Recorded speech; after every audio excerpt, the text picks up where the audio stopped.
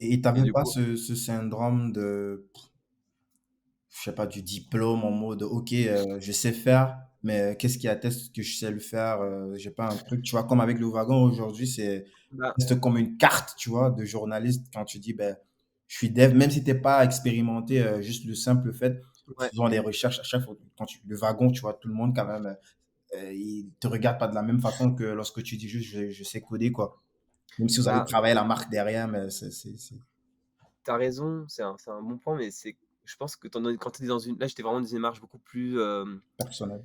ouais, personnelle, hein, et c'était mon objectif, c'était pas de forcément devenir développeur, hein. C'était juste de m'ouvrir des portes, heu, peut-être, d'aller sur du product je savais pas encore, moi, je connaissais pas les métiers de la tech, j'avais, 100 contacts LinkedIn, qu'une expérience que financière, tu vois? Je connaissais pas le monde des startups, donc j'avais pas forcément une vision sur ce que je pouvais faire et tout ça, ou je voulais pas, donc j'étais plutôt dans une démarche vraiment d'autodidacte, genre j'apprends ça parce que je pense que c'est important, parce que je pense que savoir développer des produits, même si j'ai pas des best practices, même si, je sais pas ce que ça vaudra sur le marché de l'emploi, peu importe, hein, ça va me permettre de lancer des projets où je sais que j'avance, je rencontre du monde, et tu vois, je suis dans cette démarche-là, quoi.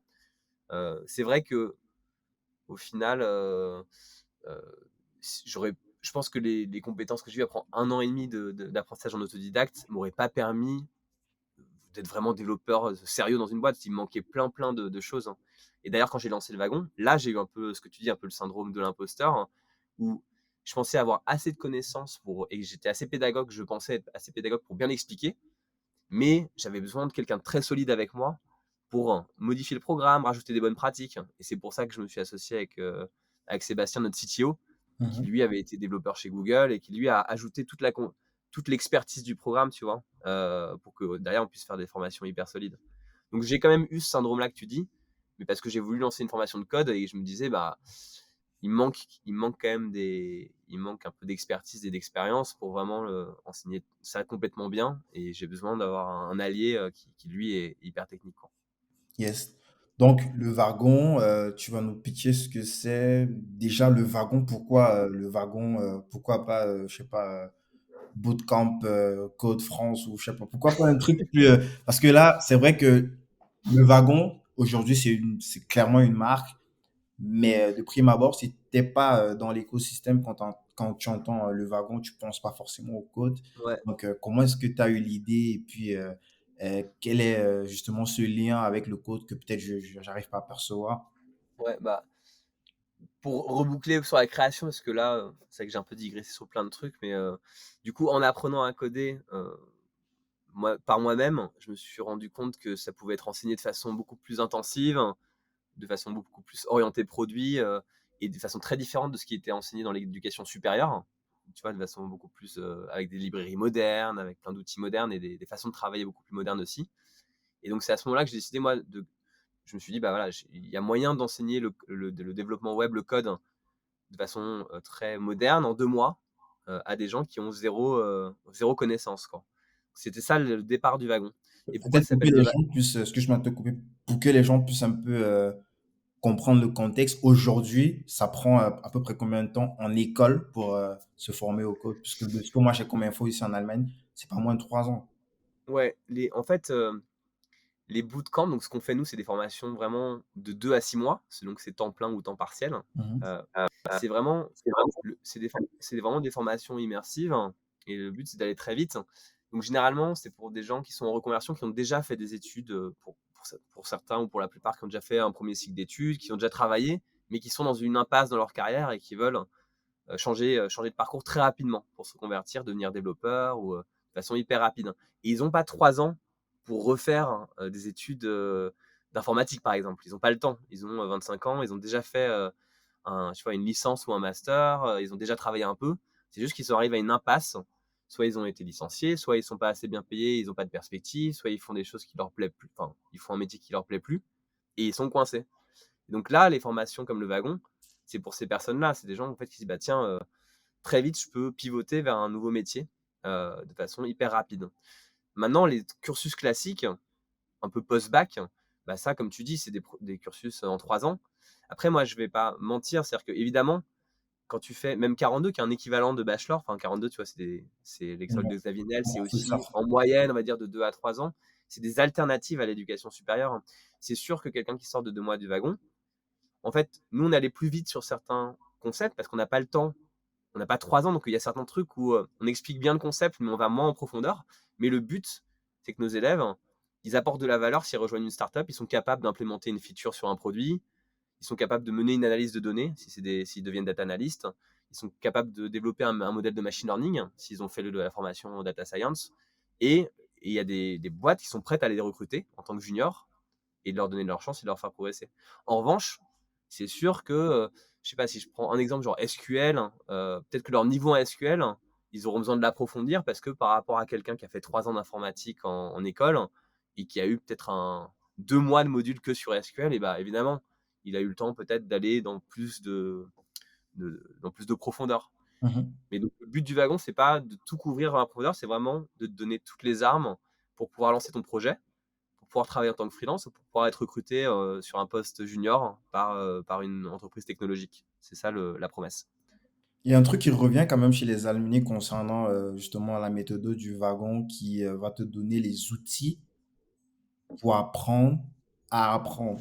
C'est-à-dire, Ouais. même si tu couvres pas tous les mots, je me suis quand même documenté, donc je vais commencer les cours, il être que, que j'essaye de voir un petit peu dans quoi est-ce que je me lance. Et ça revient à chaque fois. Il y a des sujets ou des langages des fois qui vont pas forcément être creusés en profondeur, notamment, je sais pas, du Python. Mais par contre, tu as des outils ou alors tu as des modèles comme ça qui te permettent de rentrer sur de nouveaux langages, même si tu n'as jamais eu à toucher, mais à rapidement appréhender le truc et pouvoir être opérationnel par rapport à quelqu'un qui a fait ça toute sa vie, quoi.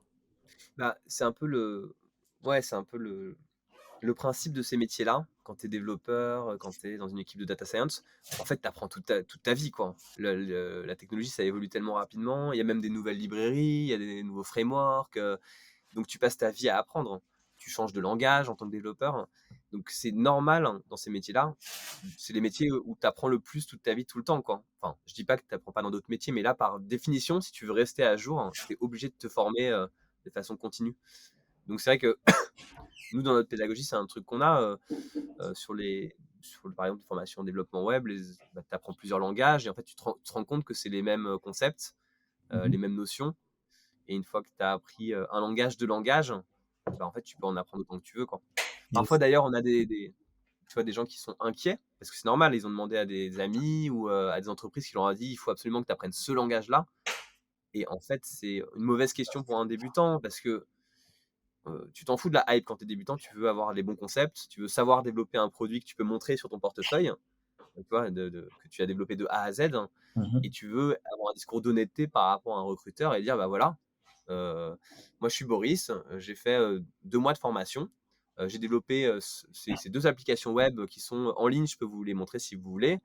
Je comprends bien les notions de base de données relationnelles, de programmation, d'architecture logicielle. J'ai appris ça en un langage ou deux langages. Maintenant, je sais que vous êtes sur un autre langage, mais je suis prêt à apprendre et je suis motivé. Et je pense que ce discours-là, c'est le discours que tu dois avoir quand, t'es un tu vois, quand tu candidates à un poste en tant que junior, quoi. Nous, c'est ça notre état d'esprit. C'est pas d'arriver en disant ouais, j'ai fait du Node.js, du NoSQL, du machin, du bidule, lancer plein de concepts. Et après, le gars en face, bon, la personne en face te gratte et elle voit que t'es pas assez solide sur tes appuis, bah là, en Mhm. fait, tu as l'air d'un idiot, quoi. T'es pas crédible hein, sur un entretien de recrutement. Voilà, je pense que c'est vraiment un truc où on fait beaucoup de pédagogie, nous, avec les gens qui s'inscrivent au wagon pour leur expliquer, bah, pour remettre un peu ce discours d'humilité, parce que c'est vrai que la tech, ça balance tout le temps des buzzwords. Ouais. C'est un milieu où, en fait, on t'assomme comme ça avec des buzzwords, et du coup, bah, tu as beaucoup de FOMO, et quand tu es débutant et que tu sais pas, en fait, c'est très anxiogène, quoi. Et c'est normal que c'est anxiogène. Et du coup, il faut un peu essayer de déconstruire ça pour revenir à des choses simples, quoi. Yes. Donc, on est en train de vouloir trouver le lien comme ça avec Alors, le wagon. je vais revenir au wagon. Donc, Yes. pourquoi le wagon? Parce que du coup, nous, on se disait, bah, il faut des formations très rapides qui sont un peu un complément ou une alternative à l'éducation supérieure classique. Mhm. Parce qu'en fait, la technologie fait que les boulots évoluent hyper vite. et qu'en fait, l'enseignement supérieur a du mal à s'adapter à la réalité du marché de l'emploi, des nouvelles technologies et des changements des métiers. Tu vois, des stats qui disent que 60% des métiers dans 20 ans, on ne les connaît pas encore, ils n'existent pas. Tu vois, il y a plein de stats comme ça. Et ça veut dire que les écoles qui ont des cycles très longs, qui revoient leur curriculum tous les 5 ans, elles ne sont pas armées pour préparer tu vois, à ces challenges de demain. Mhm. Et du coup, le truc pour nous, le wagon, c'était un peu le chaînon manquant. Tu vois, le wagon dans un train, c'est le chaînon manquant dans l'éducation supérieure. Tu vois, ce qui permet de, de raccrocher aux métiers qui vont évoluer dans le futur, quoi, et qui sont proposés par les entreprises. Donc, tu avais un peu ce côté-là, le lien entre l'éducation supérieure qui est en retard par rapport aux entreprises, donc un Mhm. peu la connexion entre les entreprises et le supérieur. Mhm. Et après, au niveau du symbole, moi j'aimais bien tu vois, l'objet du wagon, c'est un peu comme une salle de classe qui avance d'un point A à un point Z. Tu vois, j'aimais bien la symbolique du truc. Et je voulais pas m'appeler Code Hack France, tu vois, genre, en vrai, parce que pour moi, la vision, c'était pas juste de faire du code, et même, c'était pas forcément de faire le wagon pour être développeur web. Moi, je m'étais formé pour être entrepreneur. On a plein d'élèves qui ont. D'ailleurs, tu parlais d'Antonin, qui a fait un podcast. Je sais pas Ouais. si tu savais, mais Antonin, il a fait le wagon. Oui, C'est comme oui, ça il a ouais. dit, en fait, je crois qu'il faisait partie de la deuxième cohorte ou la troisième, Euh, en tout cas, il était au début. Assez tôt, ouais, peut-être sixième, mais ouais, assez tôt. Et là, je Bon, crois qu'à après, l'époque, toi, tu donnais encore les cours à titre perso. ouais, je donne des cours. Et d'ailleurs, quand il a lancé son podcast, on avait tourné l'épisode 1 là dans la cave du wagon, Mm. là où je suis là pour le podcast. Et je sais plus pourquoi je te raconte ça. Je disais juste que voilà, on voulait ouvrir des portes aux gens Ouais, tu voulais peut-être grâce. faire le lien avec Antonin qui, certes, il est sorti d'école, mais il avait la sensation que il savait pas travailler, quoi. Donc, il Ouais. savait pas, il avait pas appris à travailler. Il avait certes appris en école, il avait eu les diplômes et tout, mais maintenant, dans le monde, dans le milieu professionnel, il se peut-être sentait pas capable d'exécuter. Et, mais après, finalement, Antonin, c'est un peu une exception parce que, évidemment, la majorité de nos élèves, hein, ils deviennent développeurs, ils lancent un projet entrepreneurial, ils deviennent product manager, ils lancent pas un podcast. Sinon, enfin, évidemment, Ouais, c'est vrai, c'est ça. Mais je prends quand même l'exemple parce que c'est intéressant. Mhm. Hem, le fait qu'il ait fait le wagon, bah, pour le cas d'Antonin, c'est pas forcément la formation la plus utile pour Mais lancer un quoique, podcast. moi, S'il avait j'ai vu un autre s'il alumni. voilà, Moi, j'ai vu un s'il avait autre fait un alumni, lui, il est artiste, il fait des trucs, des poteries et tout. Et il a fait le wagon. Je crois que c'est lui ouais, qui m'a encore plus motivé à m'inscrire. ouais, mais Il est je issu vraiment rien à voir avec. Il a fait 5 ans, je crois. Il est originaire de Bordeaux. Il a fait 5 ans juste dans le milieu artistique. Et puis là, à côté, il fait du freelancing. Et c'est ça qui a permis qu'il lance son propre, son propre euh, je sais pas comment ils appellent ça, mais en tout cas, il fait des expos, mais il a son propre entrepôt où il fait ses expos aujourd'hui, qui a été financé justement par des missions en freelancing qu'il a pu exécuter en tant que développeur après s'être formé chez le Wagon. bah, je suis content que tu dis ça parce qu'en fait, mon point là que j'essaye de dire mal, hein, c'est que je sais pas si le wagon a été la formation la plus utile pour relancer un podcast, mais en tout cas, je suis sûr que ça l'a changé de mindset, ça lui a donné des outils techniques, une façon d'approcher. Je sais pas si à l'époque il a lancé son petit site ou il a fait des choses, mais en tout cas, je pense que ça a quand même aidé. Et c'est pour ça qu'on s'appelle pas Dev School, hein. C'est parce qu'en fait, on Mhm. a plein d'élèves qui font nos formations, mais il y en a plein, c'est pour être développeur, mais il y en a aussi certains, c'est vraiment parce qu'ils pensent que ce qu'ils vont apprendre, ça va leur servir dans d'autres trajectoires. Et ça, c'est pas très, on va dire, l'approche française dans l'éducation, c'est que tout est par silo. Si tu fais des maths, tu fais des maths. Si tu fais du marketing, tu fais du marketing. Yes. Et tu fais pas trop des relations entre les choses. Par exemple, des cultures comme les Russes,